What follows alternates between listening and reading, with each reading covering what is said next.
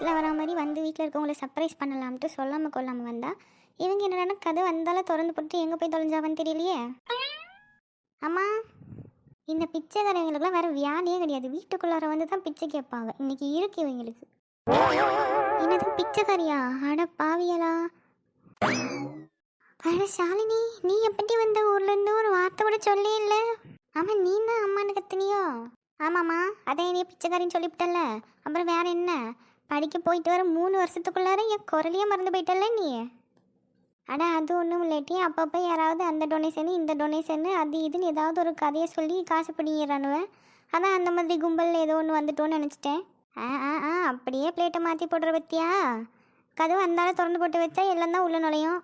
சரி, வந்தோடனே ஆரம்பிக்காத. எங்கள் ஊர்லேருந்து வர ஒரு ட்ரெஸ்ஸு கூட கொண்டு வர வந்திருக்க. அம்மா, உனக்கு எக்ஸாம்லாம் முடிஞ்சிட்டா? எல்லாம் முடிஞ்சிட்டுமா. ட்ரெஸ் எல்லாத்தையும் காரில் வச்சுருக்கேன். கால் டாக்ஸிக்காரவங்களும் இறக்கி வைக்க சொல்லியிருக்கேன். சரி சரி சரி. அம்மா, அப்பெல்லாம் எங்கே? அண்ணனை காணலை. அப்பா ஏதோ வருவார், குளிச்சுட்டு இருக்காரு. உங்கள் அண்ணன் அவன் ரூமில் கிடக்கான். வேறு உங்கள் அத்தை மாமாலாம் வந்திருக்காவ ஊர்லேருந்து. என்னம்மா சொல்கிறியா? அத்தை மாமாலாம் வந்திருக்காவளோ? சொல்ல இல்லை பற்றியெல்லாம். அடா அது வேறு ஒன்றும் இல்லை மக்களே. உங்கள் அண்ணனுக்கு கல்யாணம் முடிக்கிறத பற்றி பேசிட்டு எடுக்காவ. என்ன உங்கள் அண்ணன் தான் பிடி கொடுத்து பேச மாட்டேக்கான். ஆனால் அண்ணன் தான் பிடிக்கலன்னு சொல்லியான்ல, அப்புறம் எதுக்கு அவனை போட்டு ஃபோர்ஸ் பண்ணுறிய? பிடிக்கலன்னா விட வேண்டியது தானே. ஆனால் அது சொன்னால் உங்கள் அப்பா எங்கே கேட்குறாரு? கெட்டுனா அவர் தங்கச்சி மாவளை தான் கெட்டி வைப்பாராம். அனு தான் வீட்டு மருமவளாக வரணும் அப்படின்னு சொல்லிட்டு ஒத்த காலில் நிற்காரு. வேறு நம்ம என்ன சொல்ல முடியும்? அவனும் விடி கொடுத்து பேச மாட்டேக்கான். இவங்க 2 பேர்த்துக்கும் நடுவில் மாட்டிட்டு இத்தனை நாளாக நான் தான் முழிச்சிட்டு இருந்தேன். இப்போ தான் நீ வந்துட்டல்ல, நீ வந்து என்னத்தையாவது பேசி சமாதானம் பண்ணி வை வா. ஆனால் என்னம்மா நீ இப்படி எடுக்க இன்னும் அப்பாவியாவே. சரி, அண்ணன் எங்கே? முதல்ல நான் போய் அண்ணனை பார்த்துட்டு வரேன். அந்த அவன் ரூமில் தான் கிடக்கான். போய் பார்த்துட்டு ஃப்ரெஷ் ஆகிட்டு வா. உனக்கு சாப்பாடெல்லாம் எடுத்து வைக்க. சரி சரி. அடேப்பா, என்ன ஓட்டம் ஓடியா? ஆனால் இவன் ஒரு பக்கம் சோகமாக உட்காந்துட்டு இருக்கான். பிடிக்கலன்னா பிடிக்கலன்னு சொல்ல வேண்டியது தானே. அதை விட்டுட்டு எதுக்கு இப்படி கிடக்கான்னு தெரியலையே. பாவ்.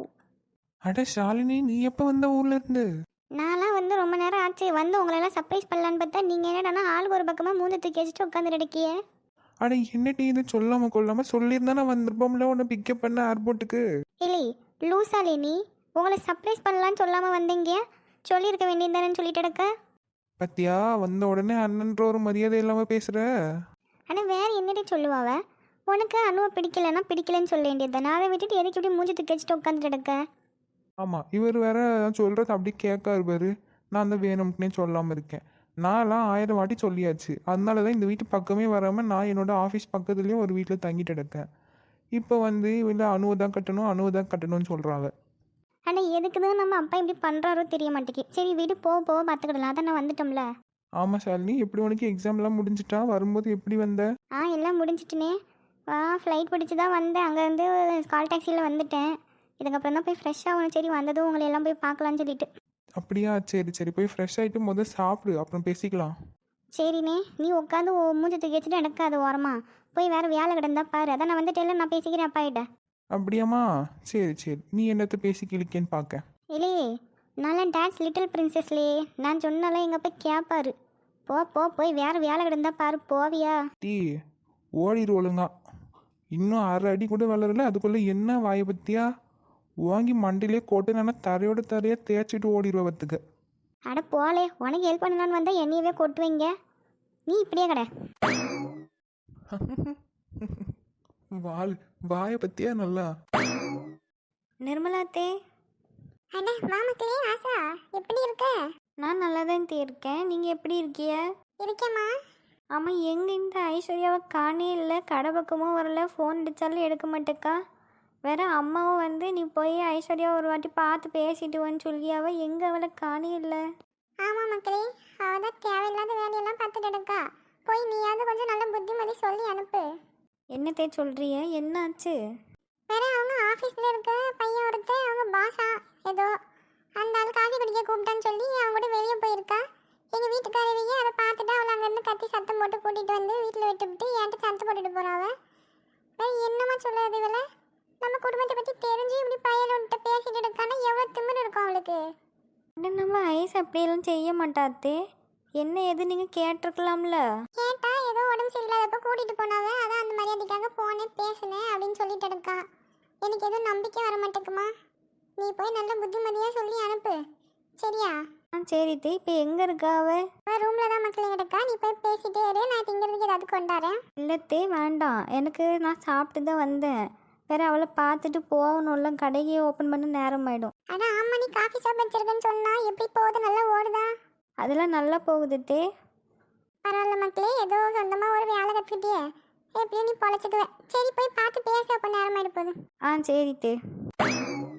பரவாயில்ல, நம்ம லட்சுமி அக்கா பட்ட கஷ்டத்துக்கு பிள்ளை ஒரு நல்ல வேலையிலையும் அவளை ஒரு நல்ல கடையிலையும் உட்கார வச்சுட்டு.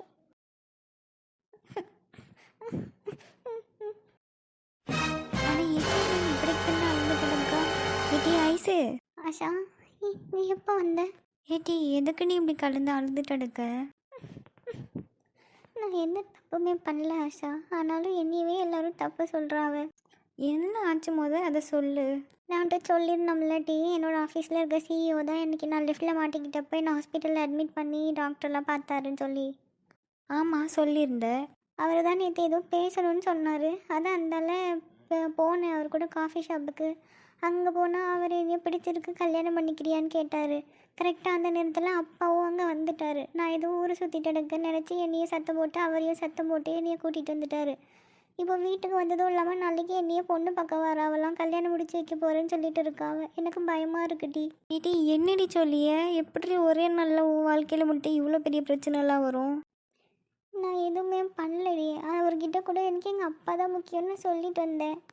சரி, எனக்கு ஒரு உண்மையை சொல்லு. உனக்கு உண்மையாகவே அவரை பிடிக்காம தான் அப்பா தான் முக்கியம்னு சொல்லிட்டு வந்தியா, இல்லை அப்பா மேலே இருக்க பயத்தில் அப்பாவை தான் பிடிக்கும்னு சொல்லிட்டு வந்தியா? ஏன் இப்படியெல்லாம் கேட்குற? ஏன் கேட்குறேன்னா, உண்மையாகவே உனக்கு அவரை பிடிக்காம தான் நீ உங்கள் அப்பா தான் முக்கியம்னு அவங்கக்கிட்ட சொல்லிட்டு வந்தியா, இல்லை உங்கள் அப்பா மேலே இருக்க பயத்தில் சொல்லிட்டு வந்தியான்னு தெரியணும்ல. ஒருவேளை பிடிக்காம தான் சொல்லிட்டு வந்தேன்னா வீட்டில் பார்க்குற பையனை பிடிச்சிருக்கான்னு பாரு. பிடிச்சிருந்தா என்கேஜ்மெண்ட்டை மட்டும் முடிச்சுட்டு கல்யாணத்தை கொஞ்ச நாள் கழித்து வச்சுக்கலான்னு பேசு.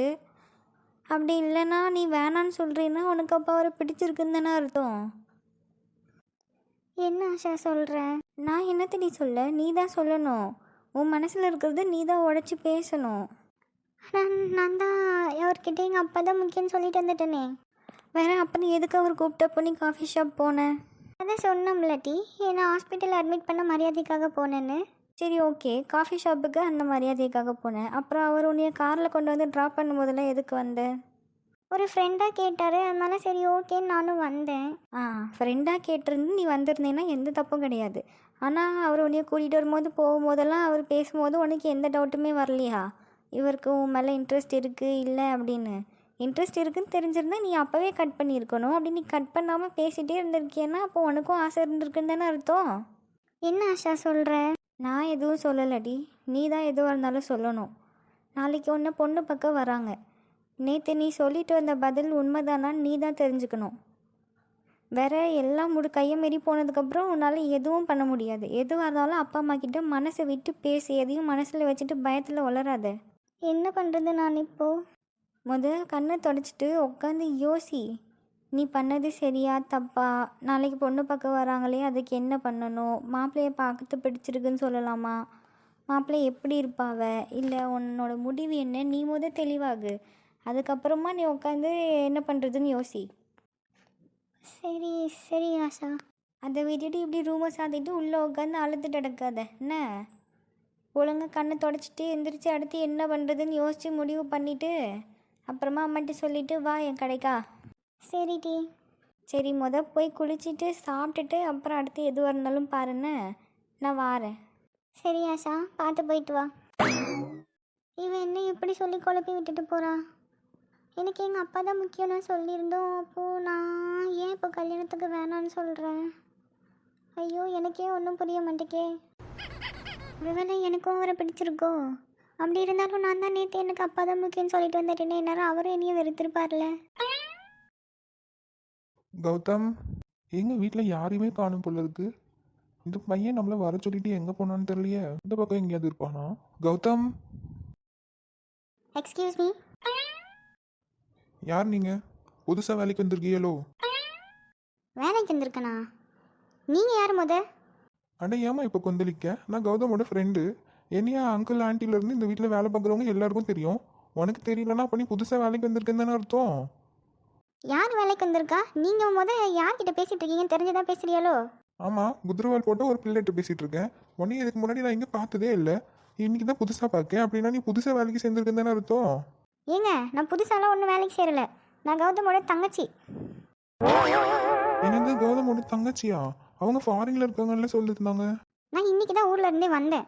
ஐயோ சாரிங்க, நீங்கன்னு தெரியாமல் பேசிட்டேன்.